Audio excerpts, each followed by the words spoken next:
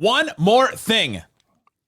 Nico Harrison's process in this trade was kind of more crazy than the trade itself. And was Luka's conditioning really that bad? Talk about that and more on today's Locked On Mavs. I'm here because I have to be. Dallas is going to get a seat at the table. That's it. It's me versus the machine. Don't let his lightness take away from his quickness. You can rest later. You're young. I never recovered here. Wait. One more thing. Yeah, you're still locked on to the Dallas Mavericks. My name is Nick Angstadt, media member and NBA channel manager of the Locked On Podcast Network. Today's episode is sponsored by FanDuel. Super Bowl 59 is here. There's no better way to make every play more exciting than with FanDuel Sportsbook. New customers can bet just $5, and if you win, score $200 in bonus bets. Download the app, head to FanDuel.com to get started. Today's episode, Tim McMahon dropped the piece. He emptied the notebook on the Luka Doncic trade, and Isaac, we learned some things. We learned some things about this deal. So we'll talk about Luka Doncic's conditioning. We'll talk about some of the things that were mentioned there, some of the news and notes about, did he really have a wrist injury, or what happened in that 11-day stretch, and where was the frustration from the Mavericks? We'll talk about why this whole thing isn't fair to Luka, and it has been terrible for the Mavericks as a look across the entire league. And then I want to talk about the Mavs ownership. Patrick Dumont, the governor of the Mavericks, his stake in all of this too. Nico Harrison's getting the brunt of it, but where does Dumont's kind of fault lie in all this? We'll talk about all that. Let's start here.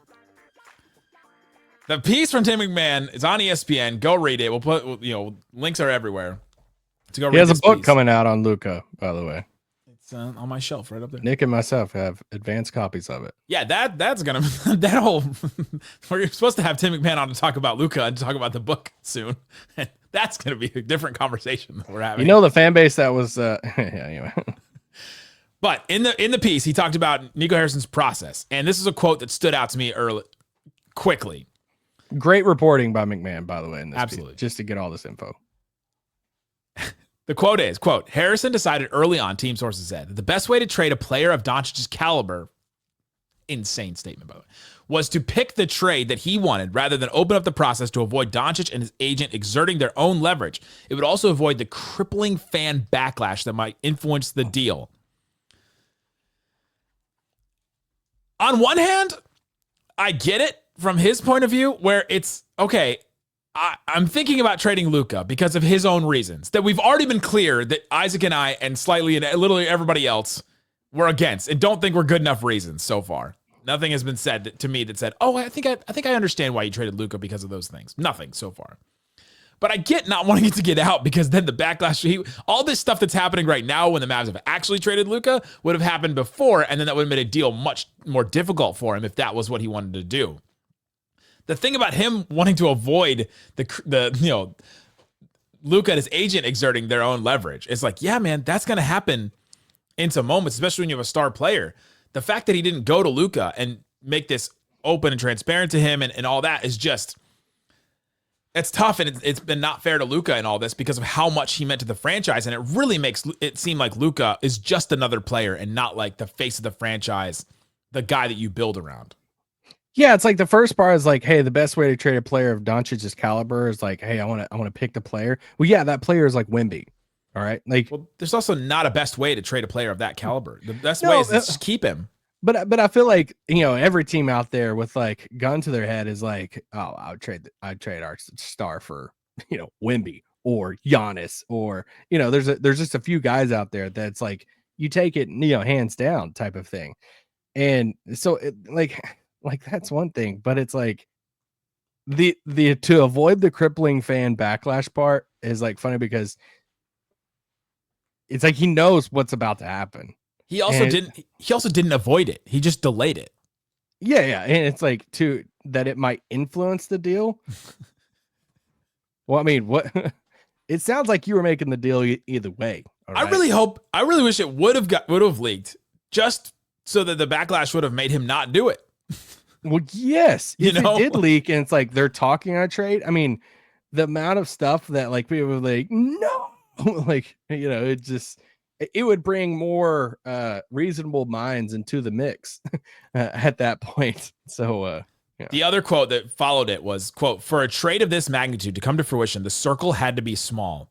And the only person Harrison felt he could trust to execute this highly charged, intensely secretive process was Lakers GM Rob Pelinka. Do you know the story of the scorpion and the frog? Enlighten me, Nick. Where the frog wants to cross, the scorpion wants to cross this river, and the frog is like, I'm not going to let you cross this river. You're going to sting me. And he's like, no, I'm not. No, I'm not. And they're like, okay. And so then the frog takes him across, and in the middle of the river, the scorpion stings the frog drowns, and the scorpion drowns in the river too. And like, where did you listen to this story? This is it's like a fable. It's like a story people tell. Okay. Nico Harrison is both the frog and the scorpion. Where he was like, I'm going to trade Luka. It's going to make the team better. It's going to do all this. And then he could only trust himself and only could trust one other person in it. And then he ended up stinging himself by keeping his circle so small and not asking for help in another way, and just like totally messed with this whole thing. Palinka when Nico's like, hey, you're the only person I can trust to like, and Palinka's like, you can always trust me. You ever been on the phone with somebody, like you're in bed and it's dark in your room and you're on the phone and it's just all it is just you and that other person on the phone talking and everything is silent. Like, do you think that they had that moment where they're talking to each other and Nico's like, I can only trust you, Rob. And Rob's just saying all the nice things, and yet he's holding the phone going, we might get Luka. Like, he's telling his wife, he's telling Rob Lowe, he's telling everybody. He's like, back on the phone. Yes, yeah, of course you can trust me. I will not tell. Oh, but there is something so stupid about, well, I can only trust another GM. Rob Pelinka does not have your best interest at heart, Nico Harrison. As much as you guys have a great relationship, and that's kind of where the frog and the scorpion come in. We're like, the scorpion does not have the frog's best interest at heart, right? Like, they don't. You trust another GM who's looking out for himself too. Rob Pelinka's kind of on the hot seat with this Lakers team. It was not a well-constructed team. You had LeBron. Not anymore. You had LeBron, you had AD. Well, they're still not a well-constructed team. They just have a future and they have a long-term outlook that they didn't before. Then now they've flipped. Now the Mavericks are kind of well-constructed and have a good present, but their future does not look very good at all. And so I just thought that was crazy. He's like, you could only trust another GM in the league. Okay, man. Like, the process of this trade is indefensible. Like, there's just no way around it, and that's the part that will just drive us all insane. That's the part that keeps me up at night. Of like, how did you go about it this way? This is literally the worst way you could go about it, and it's not a nightmare, guys. One of the biggest reasons Nico Harrison said he did this deal was because of Luka's conditioning, and it's the one that keeps getting brought up. And now there's just been rumors of stuff that keep coming up about where Luka was. He was 270 pounds and all that kind of stuff. One of the things in the Tim McMahon piece was this, quote, the primary reason for an 11-day absence in late December in 2024, like this season that we're talking about, it was officially attributed to a right wrist sprain, was to provide Doncic time to shed weight after he had ballooned into the high 260s, sources said. He had a similar shutdown in December 2021, early in the first season of the Nico Harris, Jason Kidd regime. This is something we kind of joked about and talked about and said, this is kind of a benefit of Luka having this wrist injuries. Maybe he can get in better shape. It was real. Yeah, I mean, you go back and listen to our pods then, or you watch it on YouTube, you can see doing like a little air quote about the wrist injury, or like wrist injury, like, because when you were talking to people around the sphere of the Mavs around that time, it was this is more about him getting in shape right now, an open secret. It was kind of like an open thing, and it was just dressed as a wrist injury. I don't know what's going on my camera right now,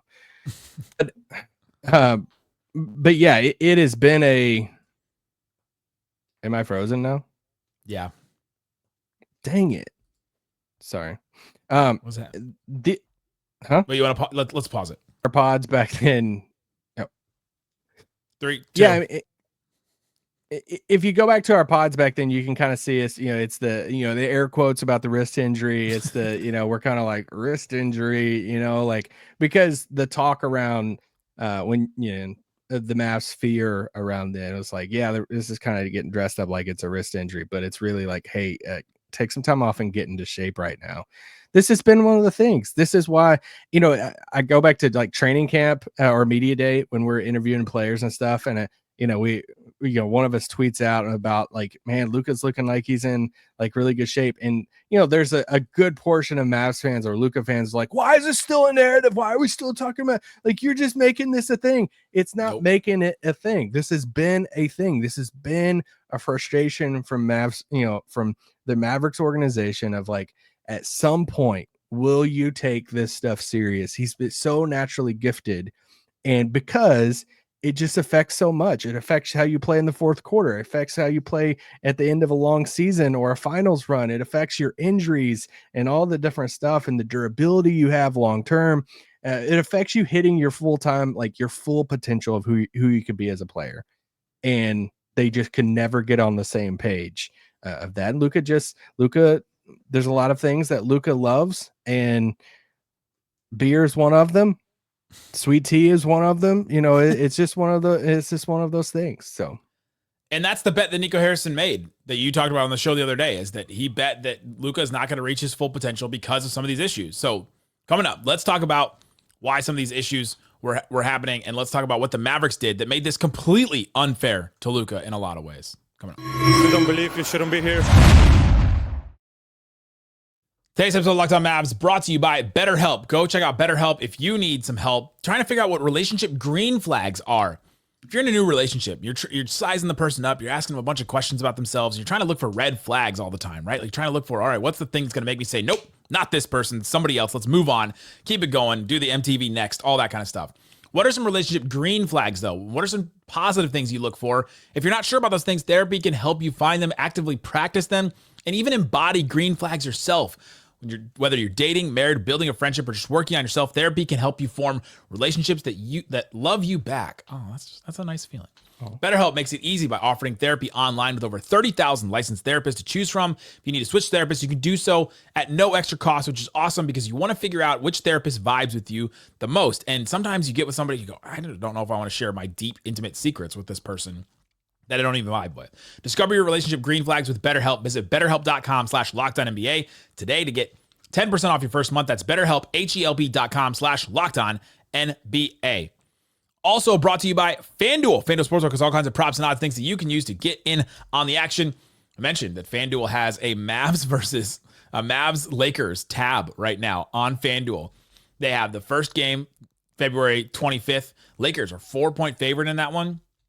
They have also to score 30 points in that game. Luka -150, Anthony Davis -110, Kyrie +210, LeBron +280. Whose odds are you taking in that game to score 30 points?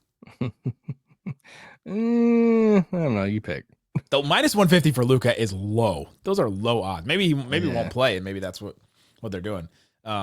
But yeah, so check out that. They have all kinds of other stuff too. If you don't want to think about the Mavericks anymore, they have all kinds of Super Bowl odds as well. So you can go check those out. And if you put down $5, you can get $200 in bonus bets if that first bet wins. So download the app, head to FanDuel.com to get started. FanDuel, official partner of Super Bowl 59. Shut it down! Let's go home! Thanks for hanging out with us on Locked On Mavs. It's the One More Thing, a bonus episode of Locked On Mavs. We're doing a lot of these lately. Talking about the Luka trade, talking about everything. We're just going to call it the trade from now on. Thanks for being part of the show, part of the Raccoon Squad, listening every day. We appreciate each and every one of you checking out the show. If you want to support the show, text us, get text alerts from us, join the mailbag that Isaac was talking about earlier. Join the Mavs, Locked On Mavs Insiders. Text the number 214-643-8637 or check the link in the description or the QR code to get texts from me and Isaac. We're talking about the Tim McMahon piece on ESPN. There's some great reporting in it. It talked a lot about the reasons why Nico Harrison made this, the process. We've been talking about Luka's conditioning. There's another quote about Luka's conditioning. Quote, the Mavericks' frustrations with Doncic's habits on and off the court were well known in league circles. Head coach Jason Kidd frequently expressed concerns publicly and directly with Doncic about his conditioning, and his weight fluctuates in constant arguing with the officials. This is something that I was frustrated with for a while. And if you've listened to this show, you know. If Jason Kidd couldn't get through to Luka, then he might not be the right coach for the Mavericks. And that was what I kept coming back to at times. Like, all right, Jason Kidd's supposed to be this coach to come in, to have this gravitas, to have this standing in the league, to have this respect from Luka, that he could come in and get through to Luka. He's supposed to be a player's coach that could connect to him. And that just wasn't happening over and over again. And this kind of confirms that wasn't working. And so instead of moving on from the coach, Nico Harrison decided to move on from Luka. I still don't think that reason is good enough, but it definitely was. It definitely was a reason, and it's interesting that it comes out that way. Yeah, the coach thing is interesting because obviously they moved on from Rick, and there was some Rick Luka stuff in the similar things. Jason Kidd, kind of similar things like the Luka stuff. You could do the hindsight of of Mosley. What would that have been like? But it just all goes down to, was it worth it? Like, was it really worth, like, all this stuff can be true. And that even going back to my point before the break, it's like, listen, like, yeah, all that stuff can be true, but he could also be 400 pounds and I still wouldn't trade him. All right. Like you probably still drop a triple double. Yes. Yes. So that's the thing. It's like, things can be annoying to like deal with, but it's like, you don't trade him. Like, you don't do this. Nico Harrison is well known. This is how he became known in NBA circles, for being Kobe's Nike guy. Do you think Kobe was like a darling to like hang out with or to be with in a day-to-day setting? He would come down into practice and dress down players on his own team and say Smush Parker shouldn't be on the roster because he's not an NBA player. Like argue with guys and all that kind of stuff, just over and over again. Go at it with Phil Jackson. There's just so many things. Those are the types of things you deal with a star player. The star players always have something. Shaq had his conditioning too. Over and over again, his conditioning would be a problem. He'd come into camp close to 400 pounds sometimes, they said. There was rumors that he would come into camp. And then he would play himself into shape and he'd be incredible. And they won titles. You deal with something when you have a superstar player. Any genius, you deal with some kind of thing, right? Every genius that's ever portrayed in every kind of thing, they have some kind of like idiosyncrasy or something. I mean, Van Gogh chopped off his own ear, right? Like we have these weird things that you deal with people that are at these high levels of thinking and executing of whatever they do. You just deal with them. And it felt like Nico Harrison decided, we can't get through to him. He's not going to reach his full potential because of it. And so we're going to move on, and I'm going to be the smart one because he's the one that's going to break down at a certain point. And the bet that I'm making is going to win. And that is insane to me because of what we've just seen from Luka, even having all these issues we just talked about. Yeah, I thought that part of the piece of the nod to Nico's relationship with Kobe, LeBron, obviously it was, the Rob connection. Yeah, Plinka connection, all that. But like the connection to like he was drawn so much to that work ethic that Kobe had, and to LeBron and the relationship with MJ and stuff. And it's like, and that there was a part of that piece that was equating to like, this is what he like values and wants to build a culture around it and all that stuff. But it's still not why you trade Luka Doncic. You can't trade him. You can't trade him. Oh my God. You know what I just realized? Oh no. Does it feel like Nico Harrison really wants like heat culture? Stop. No. No, let's not. I didn't think I could dislike Nico Harrison more than right now, but until I just realized that, because he keeps talking about the word culture. He keeps talking about this staying in shape and all this stuff. Listen, I'm not as annoyed about the culture stuff than we put Mavs culture on the court soon. No, because I do think it is like culture matters and like what you're trying to build and all that stuff. But once again, you don't trade Luka Doncic. No. That isn't to the level of degree to trade him. And it's, to your point that we're getting to here, it's even more heartbreaking, reading more of the reports that are coming out and, pieces in, stuff in this piece from McMahon of, you had it when a superstar leaves a franchise, typically it gets ugly, right? It's a, that's all folks from AD or LeBron decision or, whatever it is, or it's at the very end of their career and it's like, all right, we kind of get it. And KD with the newspaper articles and all that. Yeah, it gets kind of ugly, and the fans, like, there's a portion of the fans that's like, good riddance, like, and it's kind of like all of that. This is like, the more it happens, the more your heart breaks. Of Luka was about to close on a house in Dallas, and Luka was blindsided by it, and Luka was, he was shaking just like everybody, and it's just like, oh. Yeah, our star really he releases his statement.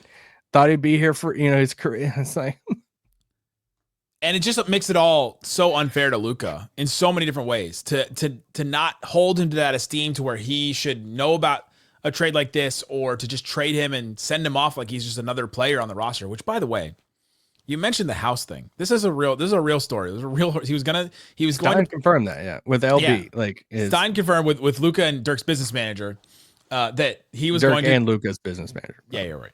That he was going to like move in, like he's going to have this house, $15 million, a $15 house, $15 million house in DFW doesn't just like open up, right? Like was Luka's going to be here? Like does that seem like a player that wasn't going to sign an extension?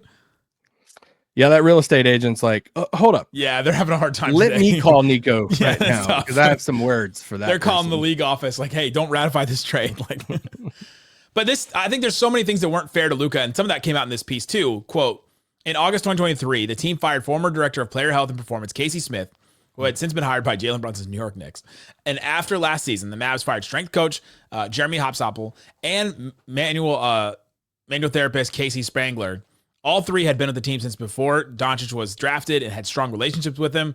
Quote from a source, they got rid of everybody I like, Doncic griped, in recent months. So like not recently, but like in recent months when he was still with the team, the trade wasn't even out there. That he was frustrated. Luka was frustrated about that, and Nico was trying to get control of him, and it just wasn't working. And I'm going to add somebody else to that list. I'm going to add a couple names to that list. Go for it. Mike Procorio. I mean, one of the best, one of the assistant coaches that was under Rick Carlisle. That he was super close with Luka, and did all the workout stuff and all the stuff. They let Mosley go. Jamal Mosley. Yeah, Jamal Mosley. I mean, super close with Luka and all of that. But one of the biggest ones that hardly anybody's gonna like know and stuff. It wasn't that they let him go. He left on his own. But Scott Tomlin and Scooter. Yeah. And it's like Scott Tomlin's head of PR for the Mavs for a long time, close with Luka. And that's one of the most important positions as far as especially behind the scenes stuff. And Scott left on his own, went to work for Dirk and everything. And it's like his life is better now. And yes, it is. Yes.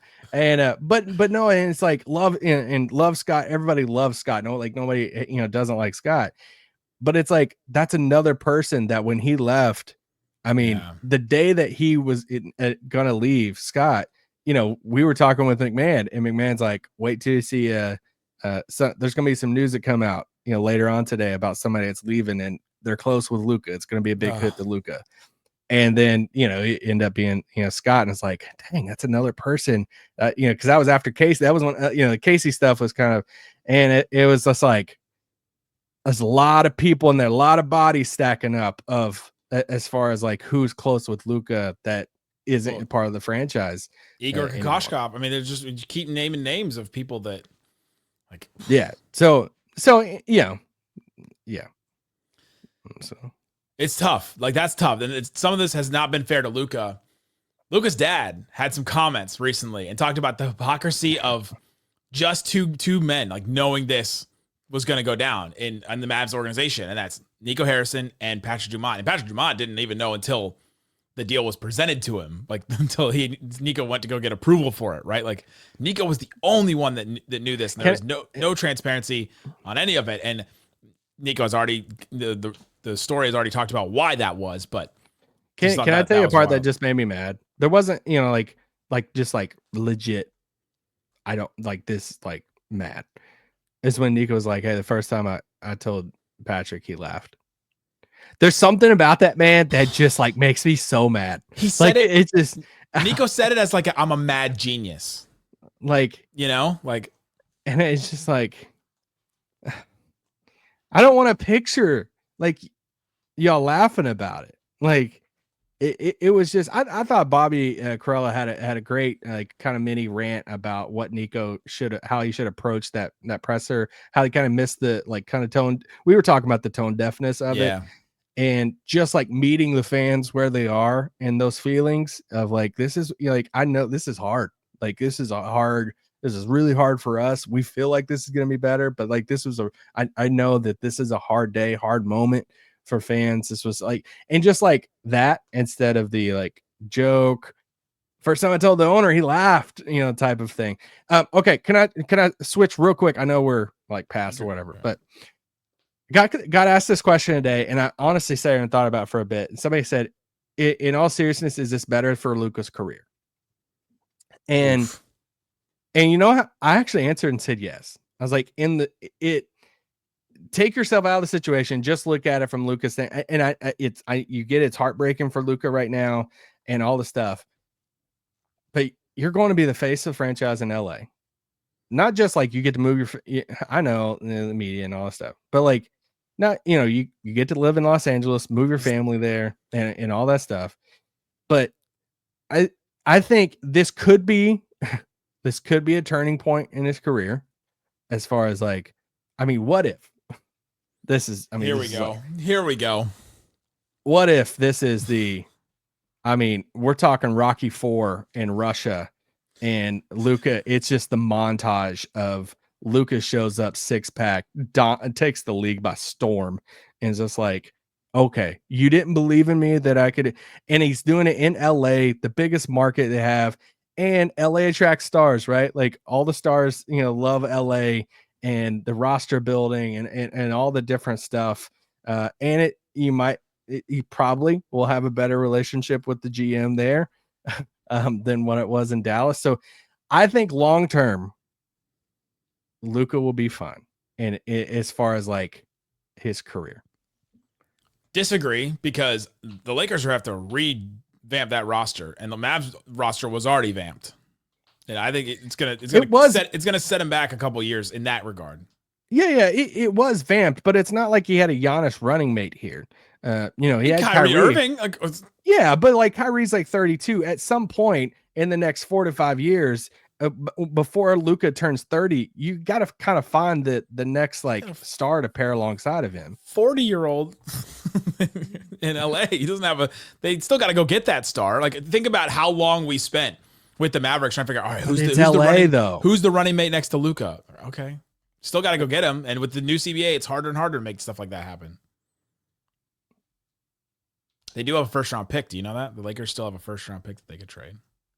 With the new we heard for so long, hey, the new CBA, dude, it's going to be such a quiet deadline with the new CBA. Like, there's no trades that's going to happen. What? Fox, Luka, Anthony Davis, probably Jimmy Butler. Like, we're talking, like, I mean, come on. Like, big trades are still happening. So, and it's the Lakers. Like, they're gonna get somebody, as sickening as it is, they're going to get somebody in the next 4 years for after LeBron's retired or sometime in the next few years. They're going to get a young running mate for Luka, and they're going to be really good.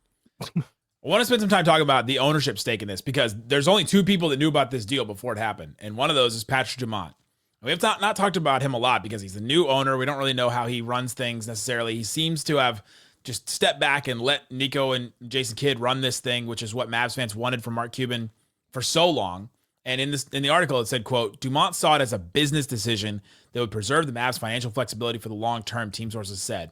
He trusted Harrison's visions of how Davis would be a culture setter and give the team a new defense-minded identity.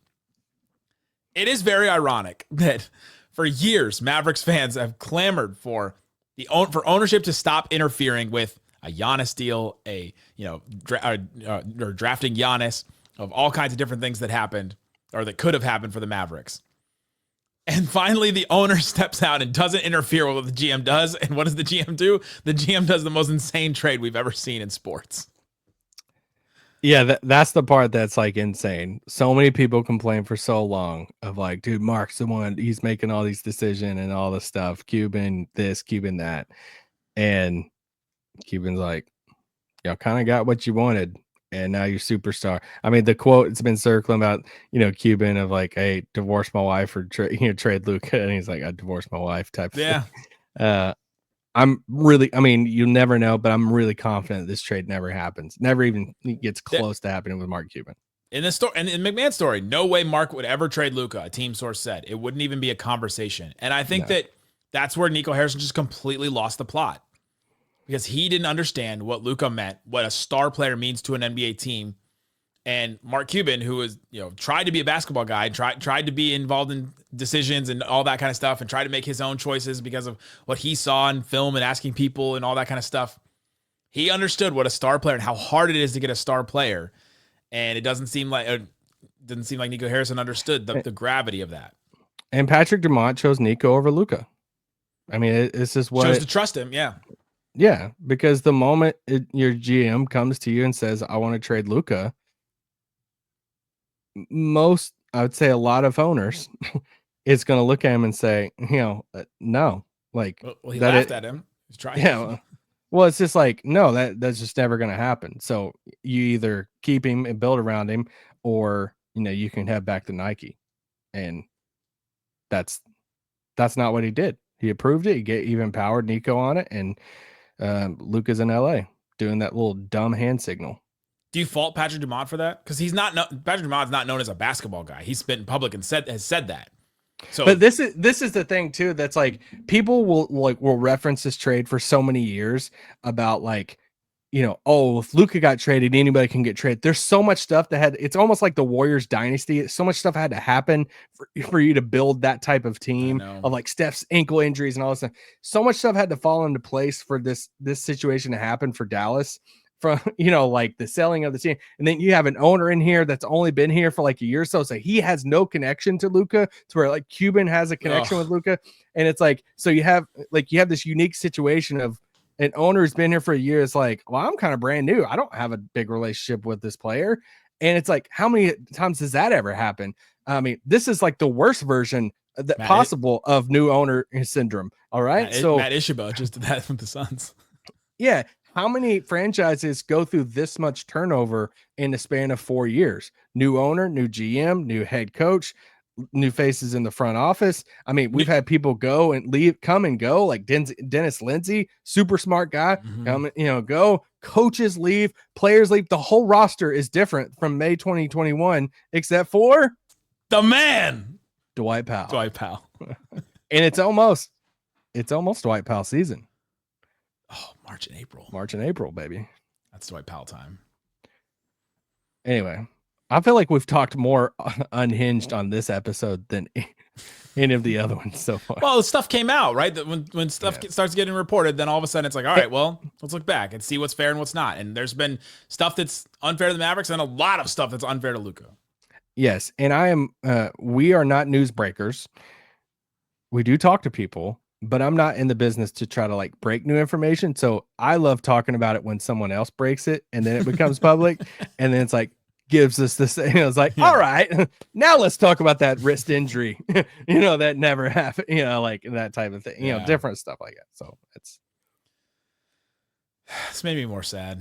Ugh. Got Max Christie's debut.